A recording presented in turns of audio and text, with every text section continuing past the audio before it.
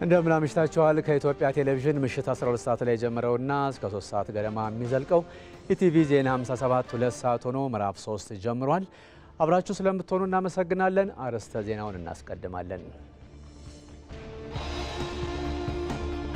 አርዕስተ ዜናም ኢትዮጵያ ያደረገቻቸው የፖሊሲ ለውጦችና ማሻሻያዎች ለውጭ ቀጥተኛ ኢንቨስትመንት አመቺ ምህዳርን የፈጠሩ መሆናቸውን ፕሬዝዳንት ታዬ አጽቀሥላሴ ተናገሩ። For Ethiopia, attracting foreign direct investment isn't just about capital. It is about the free movement of goods and commodities across our borders. የአማራ ክልል ካሁናዊ ሁኔታው የመውጣት ዕድሎችን ለመጠቀም የሲቪል ሰራተኛው ሚና የላቀ መሆኑን ርዕሰ መስተዳድሩ አረጋ ከበደ ተናገሩ። ክልላችንን አሁን ካለበት አውድ ያልተገባ አውድ ማውጣት ብቻ ሳይሆን ወደፊት ይህንን ዛሬ ያለንበትን በትርክት የሚያስታውሰው በጸጸት የሚመለከተው ነገር ግን ከዚህ አዘቅት ውስጥ አውጥተን ወደ ተሻለ ደረጃ ማድረስ ስለሚጠበቅብን መንግስት የጤና ባለሙያዎችን ዘላቂ ተጠቃሚነት ለማረጋገጥ በትኩረት እየሰራ መሆኑን የጤና ሚኒስትሯ ዶክተር መቅደስ ዳባ ከኢቲቪ ጋር ብቻ በነበራቸው ቆይታ ገለጹ።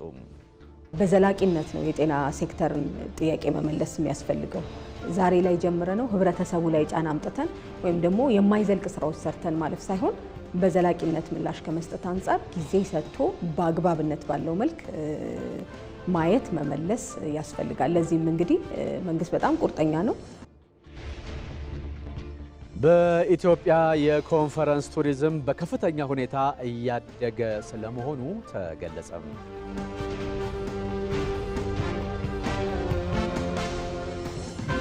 ከውጭ የዜና ምንጭ አሜሪካና ቻይና በመካከላቸው የነበረውን ከፍተኛ የታሪፍ መጠን ከ115 በመቶ በላይ ለመቀነስ ከስምምነት መድረሳቸውን ይፋ አደረጉ።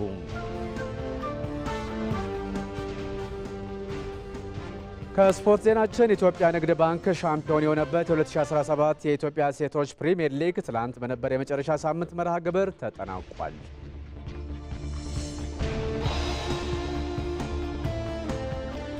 እንደዚሁም ክቡራን ተመልካቾቻችን በዛሬው የኢቲቪ 57 አጀንዳ ዜናችን የኢትዮጵያ ኮንፈረንስ ቱሪዝም በከፍተኛ ሁኔታ እያደገ መሆኑን የሚመለከት ይሆናል። በዚህ ጉዳይ ላይ ደግሞ ተጨማሪ ማብራሪያ ሊሰጡን የቱሪዝም ሚኒስትር ዴኤታው ዶክተር እንደገና አበበ እንደዚሁም ደግሞ የኢትዮጵያ ቱሪዝምና ሆቴል ማርኬት አሶሲዬሽን የፕሮጀክት ማኔጂንግ ዳይሬክተሯ አስማ መፍቱ እዚህ ስቱዲዮ ይገኛሉ።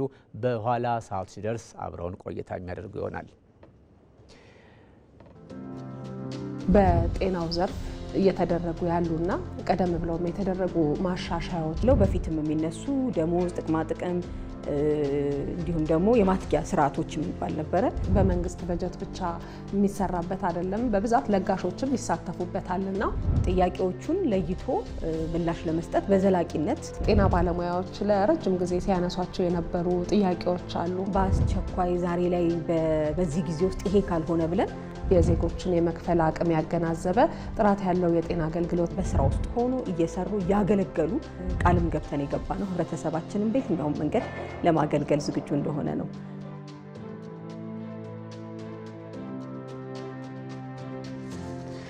ከጤና ሚኒስትሯ ዶክተር መቅደስ ዳባ ጋራ ያደረግነውን ቆይታ ይህ ዜና እንዳበቃ በቀጥታ የምናስተላልፍ ይሆናል። ትከታተሉ ዘንድ ከወዲሁ ለማስታወስ እንወዳለን። ከኢቲቪ ዜና 57 ጋር ተመስገን በየነ ነኝ። ከኛ ጋር ሆኑ። በመጀመሪያም ኢትዮጵያ ያደረገቻቸው የፖሊሲ ለውጦችና ማሻሻያዎች ለውጭ ቀጥተኛ ኢንቨስትመንት አመቺ ምህዳርን የፈጠሩ መሆናቸውን ፕሬዝዳንት ታዬ አጽቀሥላሴ ተናገሩ። ዓለም አቀፍ የንግድ ተቋማትና ባለሀብቶች የሚሳተፉበት ኢንቨስት ኢትዮጵያ 2025 የቢዝነስ ፎረም በአዲስ አበባ ተጀምሯል።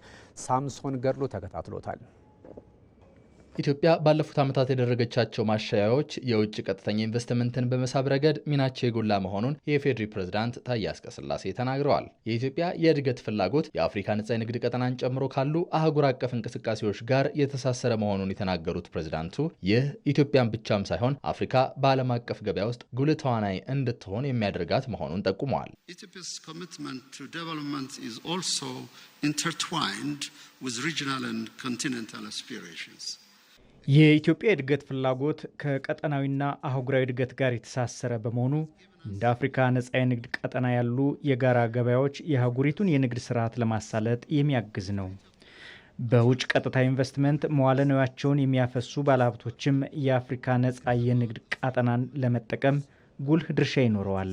ይህ የአፍሪካ ነጻ የንግድ ቀጠና አህጉሪቱ ከዓለም አቀፍ ገበያ ተቀባይ ብቻ ሳትሆን የንግድ ሰንሰለቱ ዋና ተዋናይ እንድትሆን ያደርጋታል። የገንዘብ ሚኒስትሩ አህመድ ሽዴ በአፍሪካ ቀንድ ኢትዮጵያ ያለችበት ስትራቴጂካዊ አቀማመጥን ጨምሮ አመቺ ስነ ምህዳርና የሰለጠነ የሰው ኃይል ባለቤት መሆኗ ለኢንቨስትመንት አመቺ ያደርጋታል ብለዋል። በአፍሪካ ቀንድ ኢትዮጵያ ያላት ስትራቴጂካዊ አቀማመጥ በቀሪው አፍሪካ ክፍል፣ አውሮፓ፣ ኤዥያና በመካከለኛው ምስራቅ ላሉ ገበያዎች አመቺ ያደርጋታል። ምቹ ስነ ምህዳር፣ ክህሎት ያለው የሰው ኃይል እንዲሁም በግብርና ምርት፣ ቱሪዝም፣ አይሲቲ እና ማዕድን ዘርፍ የተፈጥሮ ሀብት የታደለች መሆኗ ለባለሀብቶች አመቺ ያደርጋታል። ሶስተኛው በኢትዮጵያ ኢንቨስት ያደርጉ የቢዝነስ ፎረም መካሄድ ጀምሯል። የኢንቨስትመንት ኮሚሽን ኮሚሽነር ዘለቀ ተመስገን በፎረሙ የግልና መንግስት የሁለትዮሽ ውይይቶች እንደሚካሄዱ ጠቁመው ውይይቶቹ የኢንቨስትመንቱን ዘርፍ ለማሻሻል ሚና እንደሚኖራቸውም አንስተዋል። በስራ ላይ ያሉ ባለሀብቶችን ለማበረታታት ያለመ የግልና የመንግስት ውይይቶች የሚኖሩ ሲሆን በእነዚህ ውይይቶች በታክስ፣ ጉምሩክ፣ ኮንትራቶችን የተመለከቱ ግልጽና ገንቢ ሀሳቦች የሚነሱበት ነው። መዋለ ንዋያችሁን እያፈሰሳችሁ ላላችሁና ወደ ተግባር ለመግባት ለተዘጋጃችሁ ባለሀብቶችም ግልጽ ማድረግ የምፈልገው ውይይቶቹን ከፍ ወዳለ ደረጃ ለመውሰድና በትኩረት ተከታትለን የጋራ መግባባት ላይ ለመድረስ እንደምንጠቀምባቸው ላረጋግጥላችሁ እወዳለሁ። ለ2 ቀናት በሚቆየው በዚህ ፎረም ላይ ከመላው ዓለም የተውጣጡ ከ750 በላይ የንግድ ተቋማት ኃላፊዎችና ኢንቨስተሮች እየተሳተፉበት ይገኛሉ። የኢትዮጵያ ፌዴራል ፖሊስ ቴክኖሎጂዎችን በመጠቀም የወንጀል መከላከልና ምርመራ አገልግሎት ውጤታማነትን ማሻሻል መቻሉን ኮሚሽነር ጀነራሉ ደመላሽ ገብረ ሚካኤል ተናገሩ። በተወካዮች ምክር ቤት የሕግና ፍትህ ጉዳዮች ቋሚ ኮሚቴ የኢትዮጵያ ፖሊስ የበጀት ዓመቱ የ9 ወራት አፈጻጸምን ገምግሟል። በዚህ ወቅት የ9 ወራት አፈጻጸም ሪፖርቱን ያቀረቡት ኮሚሽነር ጀነራሉ ተቋሙ የተሻሉ ቴክኖሎጂዎችን በመጠቀም የአገልግሎት አሰጣጡን ማሻሻሉን ነው የተናገሩት። በዚህም ባለፉት 9 ወራት ብቻ 542 መንግስታዊና ህዝባዊ በዓላት ሁነቶች ያለምንም የጸጥታ ችግር እንዲከበሩ መደረጉም ነው የተጠቆመው። ህገወጥ ንግድን ለመከላከል በተከናወነ ስራም 15.6 ቢሊዮን ብር የሚያወጡ እቃዎችን መቆጣጠር መቻሉንም ነው ኮሚሽነር ጀኔራሉ ደመላሽ ገብረ ሚካኤል የተናገሩት። በተጨማሪም ከ600 በላይ ከፍተኛ የመሰረተ ልማትና የፌዴራል ተቋማት ማንኛውም ጥቃት መከላከል መቻሉም ነው የተገለጸው። በበጀት ዓመቱ ለነበሩ 5000 በላይ የምርመራ መዝገቦች 86 በመቶው ተጠናቀው ወደሚመለከተው አካል መላካቸውም ተገልጿል። ድንበር ዘለል ወንጀልና ጥቃት በመከላከል ረገድም በተለያዩ ወንጀሎች የተጠረጠሩ 935 የውጭ ሀገራት ዜጎች በቁጥጥር ስር መዋላቸውም መመላከቱን ነው ሪፖርተራችን ሞላ አለማየሁ የዘገበው።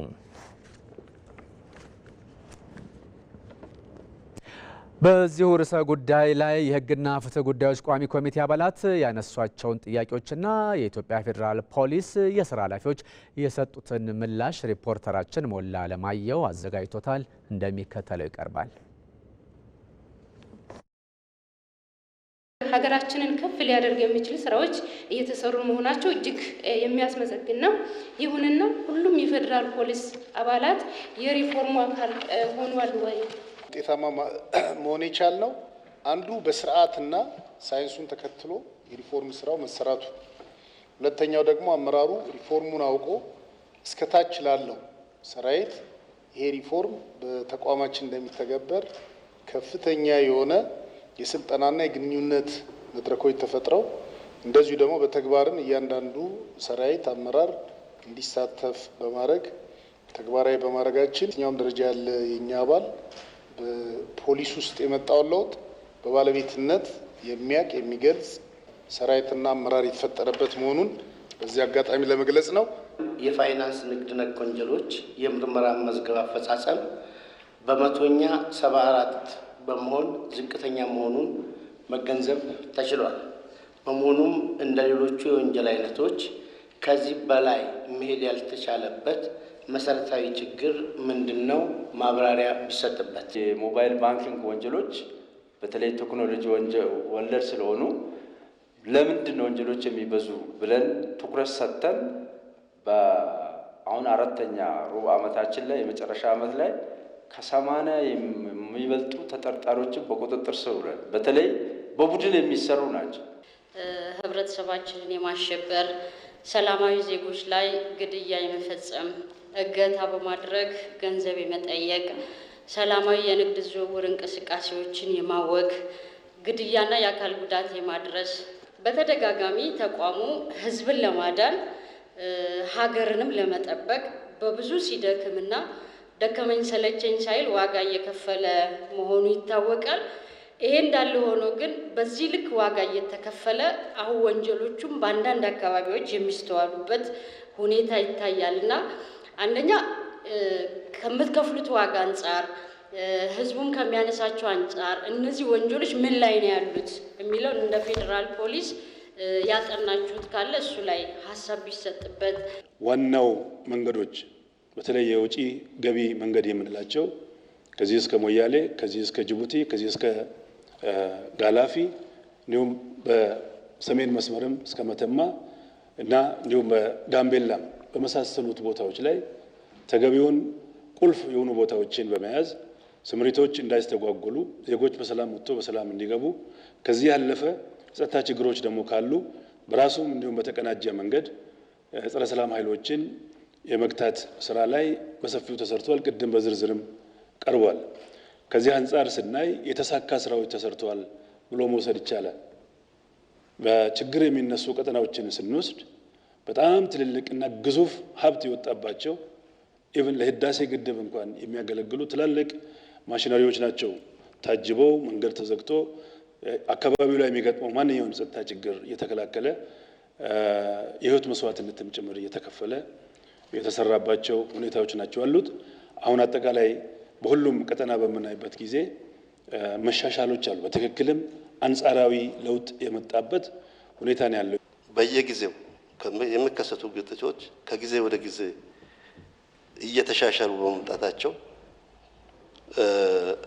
ይሄ እናንተ በሰራችሁ ስራ ከሚመለከተው አካል ጋር በቅንጅት የሰራችሁ ስራና የመጣ ውጤት ስለሆነ ቋሚ ኮሚቴው በጥንካሬ ተመልክቶታል።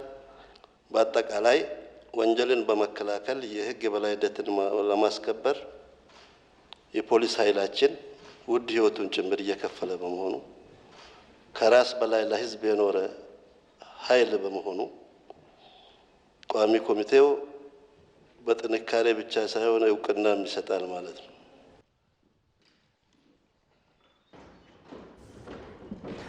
መንግስት የጤና ባለሙያዎችን ዘላቂ ተጠቃሚነት ለማረጋገጥ በትኩረት እየሰራ ስለመሆኑ የጤና ሚኒስትሯ ዶክተር መቅደስ ዳባ ለኢቲቪ ገለጹ።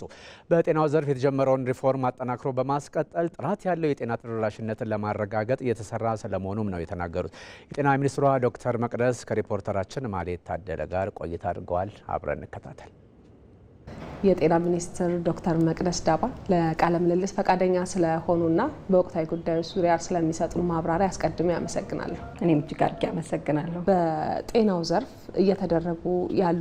የተደረጉ ማሻሻያዎች ምን ይመስላሉ? በተጨባጭ ያስገኙት ውጤትስ ምንድን ነው?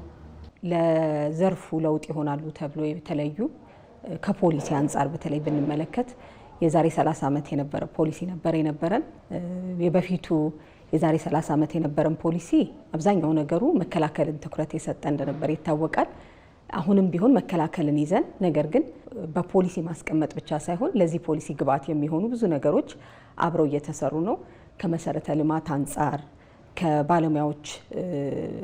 የባለሙያዎች አቅም፣ ስልጠናዎች፣ የመድኃኒት አቅርቦት በጣም ማህበረሰባችን ብዙ ጊዜ የሚጠይቀው አንዱ እሱ ስለሆነ ለጤናውም ዘርፍ አንዱ ትልቁ መሰረት ስለሆነ እሱን በማየት ብዙ ስራዎች ተሰርተዋል። ከዛ በተጨማሪ ግን በዚሁ በቅርብ ጊዜ ብቻ ራሱ በዚህ ዓመት የጤና የአገልግሎትና ቁጥጥር አዋጅ ጸድቋል ማለት ነው። በተለይ ደግሞ የጤና ባለሙያዎች ለረጅም ጊዜ ሲያነሷቸው የነበሩ ጥያቄዎች አሉ። እነሱን በመመለስ ረገድ ያመጣውን ተጨባጭ ለውጥ ምንድን ነው ልንለው እንችላለን? በዚህ ዓመት የጸደቀው የጤና አዋጃችን የጤና አገልግሎትና ቁጥጥር አዋጃችን ምንን አጽድቋል? የጤና ባለሙያዎች የጤና መድህን የሚለውን አጽድቋል። ያንን መንግስት ሁሉንም ኃላፊነት በመውሰድ በተለይ በሀገር ውስጥ የሚሰጡ አገልግሎቶችና ሕክምናዎችን ባለሙያዎች ማግኘት የሚችሉበትን ነገር በመውሰድ ሙሉ ሼሩን በመውሰድ ያንን የሚሸፍንበት አዋጅ ጸድቋል ማለት ነው። ያ አዋጅ ጸድቋል። አንድም እንግዲህ ይሄን ወደ ትግበራ ለማስገባት በተዋረድ የሚሰሩ ስራዎች አሉት። ፋይናንሶች መመደብ ይፈልጋል። ያንን በማፈላለግና በአስቸኳይ ወደ ስራ የሚገባበትን ስራ በዚህ ዓመት ጨርሰን ጀምረናል ማለት ነው።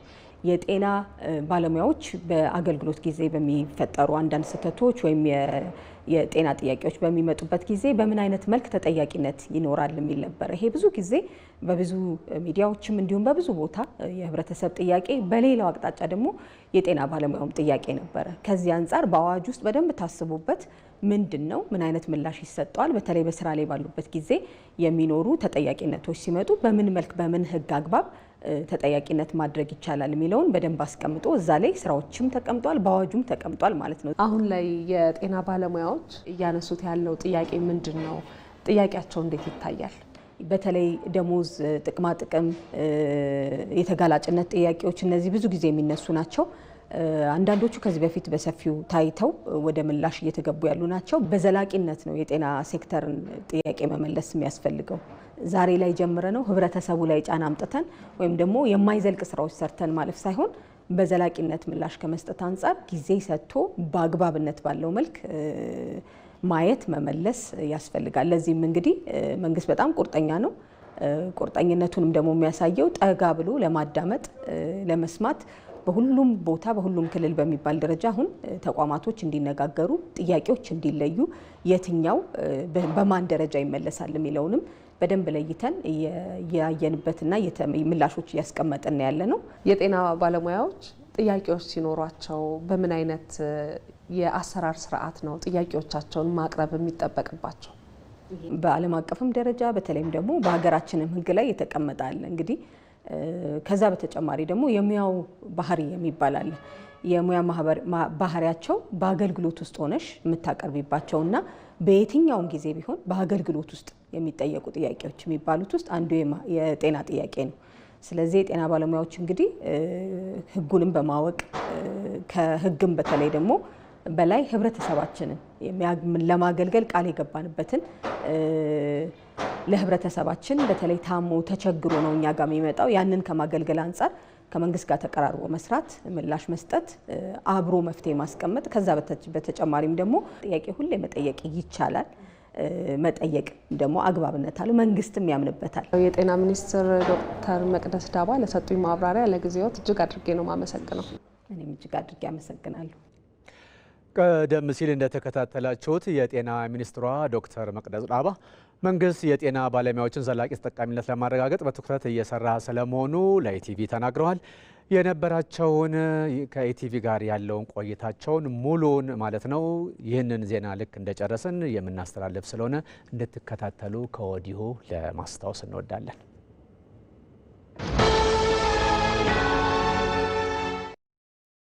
ኃላፊነቶች ሲበዙ ዘመናዊ መፍትሄ መጠቀም ብልህነት ነው። አዲሱ ሲቢ ብር ፕላስ የገንዘብ ዝውውር ባህሉን ይበልጥ ሊያዘመን መጥቷል። ለተለያዩ ሰዎች ገንዘብ ለመላክ ጊዜ መፍጀት ቀርቷል። ተሻሽሎ የመጣው ሲቢ ብር ፕላስ በአንዴ ለብዙ ሰዎች መላክ ያስችላል።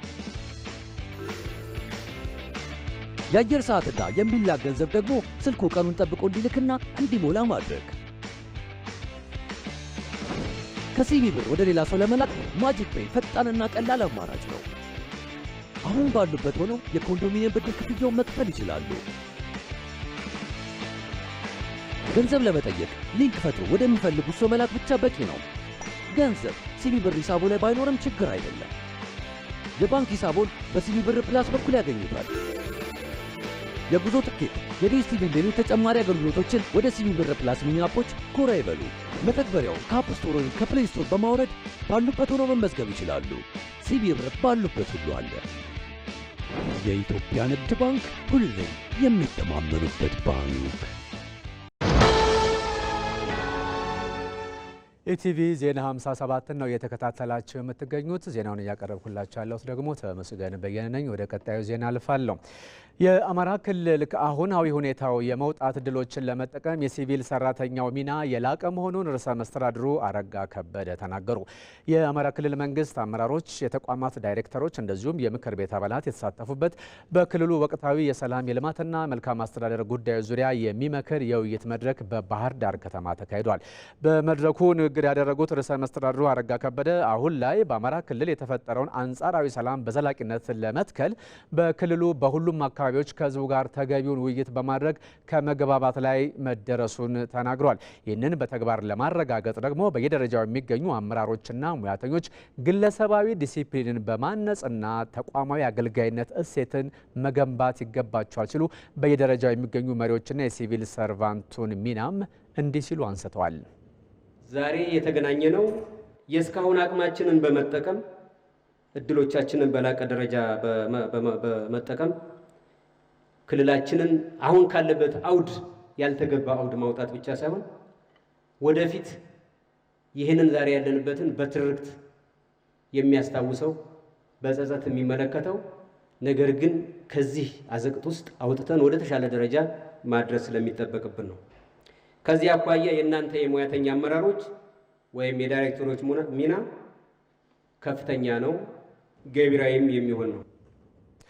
ሪፖርተራችን ተስፋውን ደስታ እንደዘገበው ርዕሰ መስተዳድሩ አመራሩ ለሕዝብ ከቃል ያለፈ የሚጨበጥ ለውጥን ማሳየት እንደሚጠበቅበትም ነው ያስገነዘቡት። ከቆየንባቸው ዘመናት ብዙ ጊዜ የአማራ ክልል ሕዝብ ችግሮች በመድረክ በዚህ መድረክ በሙሉ ዓለም አዳራሽ በየአዳራሾቻችን ነው ስናወራቸው ይኖር። በንድፍ ሀሳብ ደረጃ ነው ስንነጋገራቸው ይኖር። ነገር ግን በተጨባጭ ህዝባችንን ያጎሳቆሉ ችግሮች በመኖራቸው አዲስ ዓላማ የተከለሰ ዓላማ ሪፐርፐዝ አድርገን እና በአዲስ መንገድ ገቢራዊ ማድረግ አለብን፣ ተግባራዊ ማድረግ አለብን የሚል አቋም በመያዝ ነው።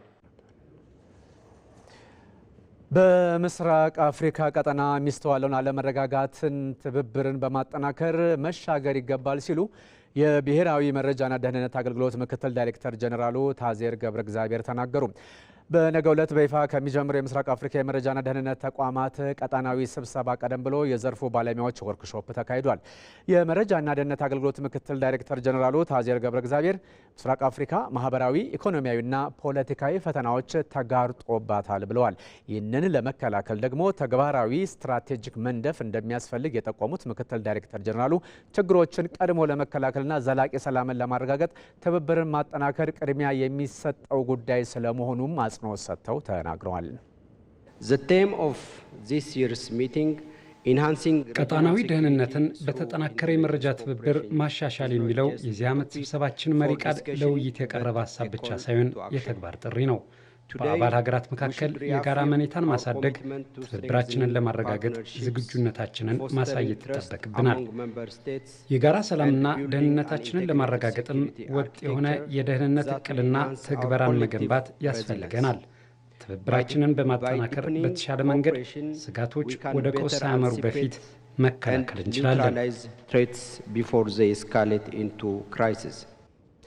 እንደ ሪፖርተራችን አሸናፊ እንዳለ ዘገባ የአፍሪካ የመረጃና ደህንነት አገልግሎት ኮሚቴ ዋና ጸሐፊ ጃክሰን ሀማታ በተመሳሳይ ምስራቅ አፍሪካ በርካታ ፈተናዎች እንደገጠሟት ተናግረው ትብብርን ማጠናከር ደግሞ ግድ የሚል ጉዳይ ስለመሆኑ ነው የጠቆሙት።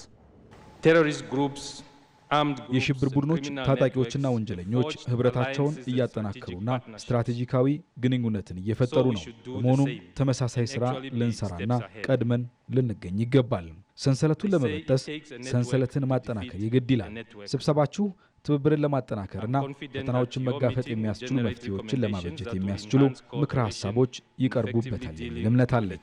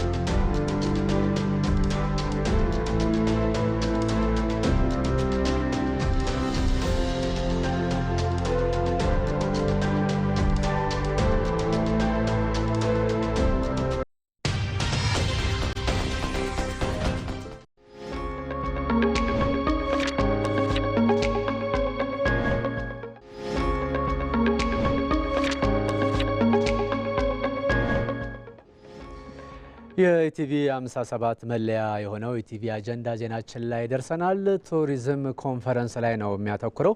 በዚህ ጉዳይ ደግሞ ተጨማሪ ማብራሪያ የሚሰጡን ሁለት እንግዶች ነው የጋበዙን። እንግዶቻችን የቱሪዝም ሚኒስትር ዴታው ዶክተር እንደገና አበበና እንደዚሁም ደግሞ የኢትዮጵያ ቱሪዝምና ሆቴል ማርኬት አሶሲዬሽን የፕሮጀክት ማኔጂንግ ዳይሬክተሯ አስማ መፍቱ ናቸው። ሁለቱንም አመሰግናለሁ። ከነሱ በፊት ግን በአዲስ አበባ የተካሄዱትን ዓለም አቀፍ ጉባኤዎች ከቱሪዝም ኮንፈረንስ አንጻር በአሃዛዊ መረጃ አዘጋጅተናል። እሱን እናስቀድማለን።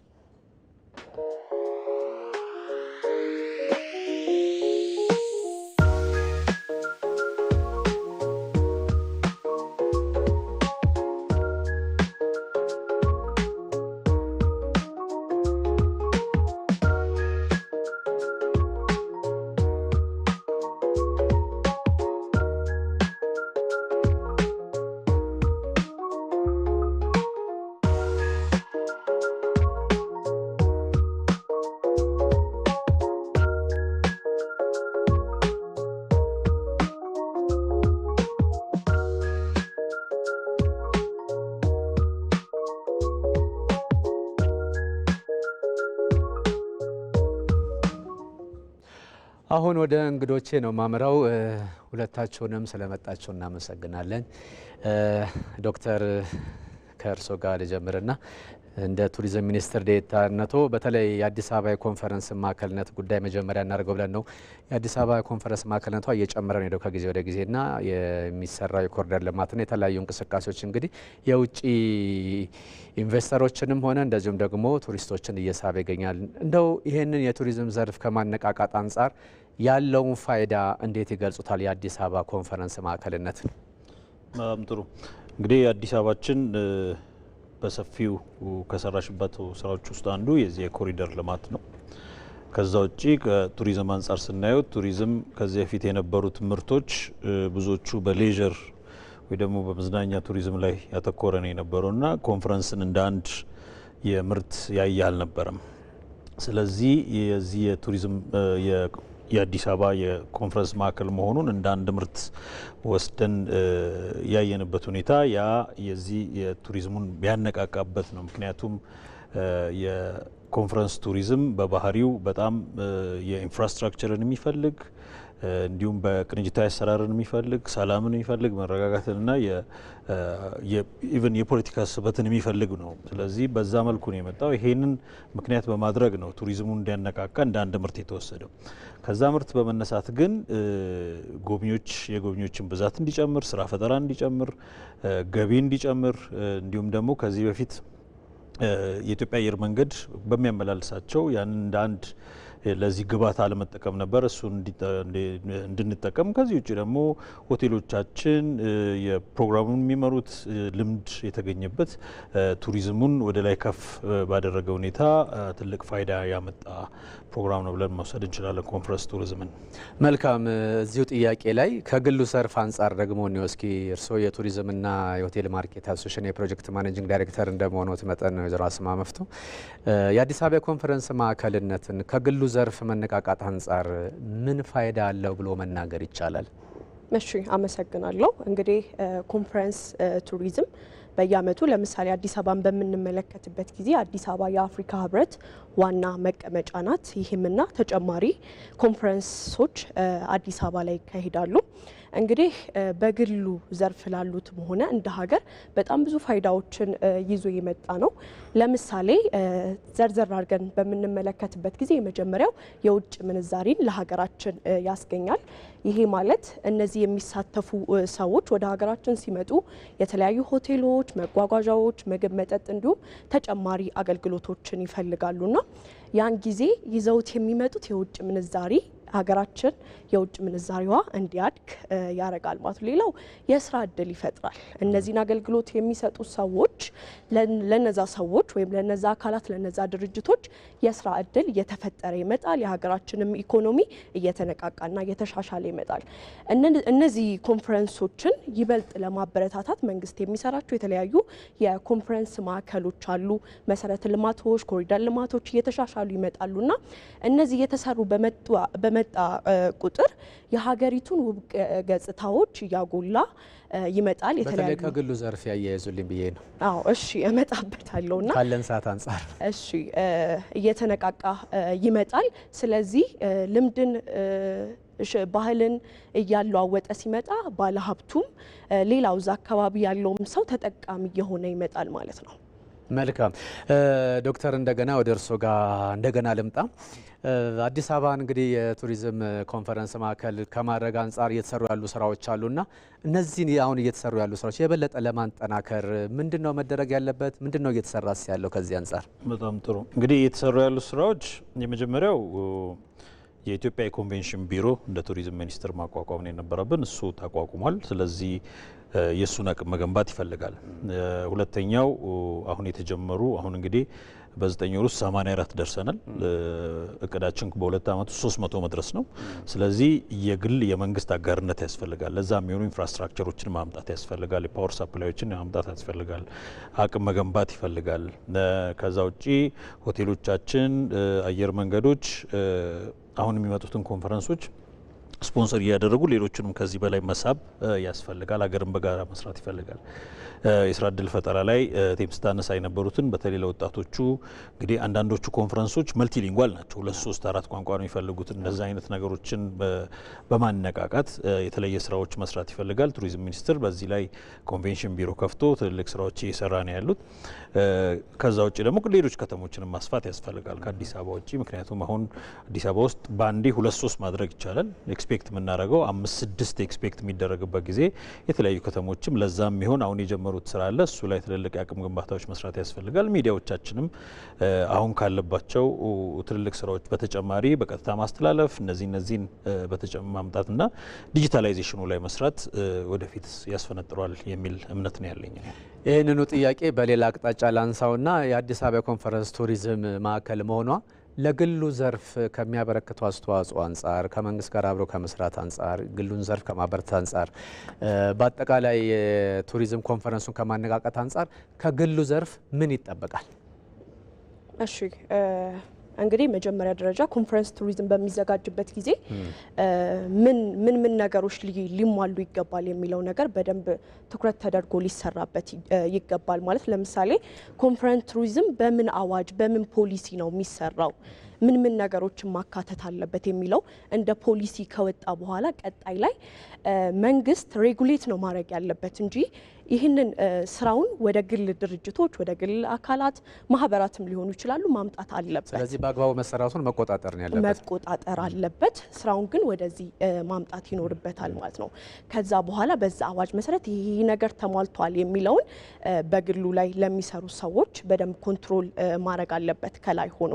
እኔ ለምሳሌ ሬት በሚያደርግ ጊዜም መንግስት ሳይሆን ሌላው አካላት እንደዚህ አይነት ነገሮችን ከሰራ በኋላ መንግስት ከላይ ሆኖ ሬጉሌት ያደርገዋል ማለት ነው። ሌላው ኦን ኮኔክቲቭ ፍላይት አዘጋጅተን ክልል ከተሞች ላይ ያሉትን ማሳተፍና እድል መስጠት አለብን። ምን ማለት ነው?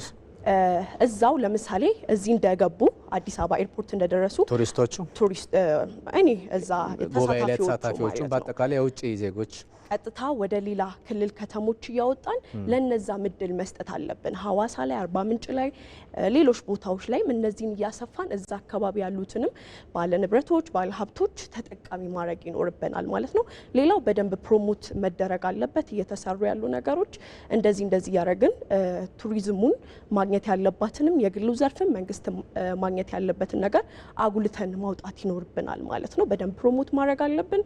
እያንዳንዱ የምናረጋትን ነገሮች መንግስት ከግል ድርጅቶች ጋር እየተናበበ መስራት ይኖርበታል ማለት ነው። በአንድ መስመር አሁን ከተነሳው ጥያቄ ከግሉ ዘርፍ አንጻር ምን ያህል ዝግጁነቱ አለ? ዝግጁነቱ አለ። ቅድም እንዳልኩት የኮንቬንሽን ቢሮ በአንድ መስመር የኮንቬንሽን ቢሮ ይሄን ለመስራት ነው የተቋቋመው። ስለዚህ በቅርቡ ይሆናል። መልካም። ዶክተር እንደገና አበበ የቱሪዝም ሚኒስቴር ዴኤታ እንደዚሁም ደግሞ የቱሪዝምና ሆቴል ማርኬት አሶሲዬሽን የፕሮጀክት ማኔጂንግ ዳይሬክተር አስማ መፍቱ ለጊዜያቸውም ለሀሳባቸውም አመሰግናለሁ። እኛም እናመሰግናለን።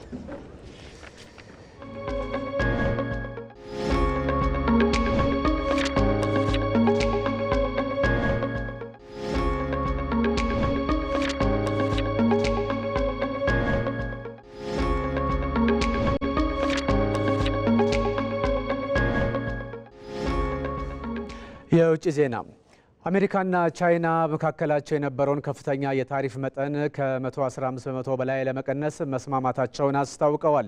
በቀጣይ 3 ወራት በስምምነቱ መሰረት አሜሪካ 145% የነበረውን የቻይና ታሪፍ በ30 በመቶ ስታወርደው ቻይና ደግሞ 125 በመቶ የነበረውን የአሜሪካ ታሪፍ በ10 በመቶ አወርደዋለች። እዚህ ውጤት ላይ አሜሪካና ቻይና ሲደርሱ የቻሉት ደግሞ ባለፈው ቅዳሜና እሁድ በስዊዘርላንዷ ጄኔቫ ረዥምና እልህ አስጨራሽ ውይይትና ክርክር ካካሄዱ በኋላ ነበር። ይህ ውሳኔ በዓለም ላይ አንዣቦ የነበረውን የኢኮኖሚ ድቀት ስጋት እንደ ጤዛ እንዲተን አድርጎታል የሚልም ሀሳብ የተሰነዘረ ይገኛል። ይህ ስኬት ደግሞ ቀጣይነት ይኖር ዘንድ ከአሜሪካ በኩል ገንዘብ ሚኒስትሩ የተወከሉበት፣ በቻይና ዘንድ ደግሞ ምክትል ጠቅላይ ሚኒስትሩ የተካተቱበት የድርድር ቡድን ተሰይሟል። ይህ ቡድን በአሜሪካ አሊያም በቻይና ካልሆነ ደግሞ ሁለቱ ሀገራት በተስማሙበት ሌላ ሶስተኛ ሀገር ላይ ውይይቱ እንደሚካሄድ ነው የተገለጸው። በመጨረሻም ስፖርት። የኢትዮጵያ ንግድ ባንክ ሻምፒዮን የሆነበት 2017 ዓ.ም የኢትዮጵያ ሴቶች ፕሪሚየር ሊግ ትናንት በነበረ የመጨረሻ ሳምንት መርሃ ግብር ፍጻሜውን አግኝቷል። ለ8ኛ ጊዜ የሊጉ ሻምፒዮን የሆነው ንግድ ባንክ በተለየ ዲዛይን የተሰራ አዲስ ዋንጫ መረከቡን ነው ከስፖርት ባልደረባችን ግርማ በቀለ መረጃ ለመረዳት የቻል ነው።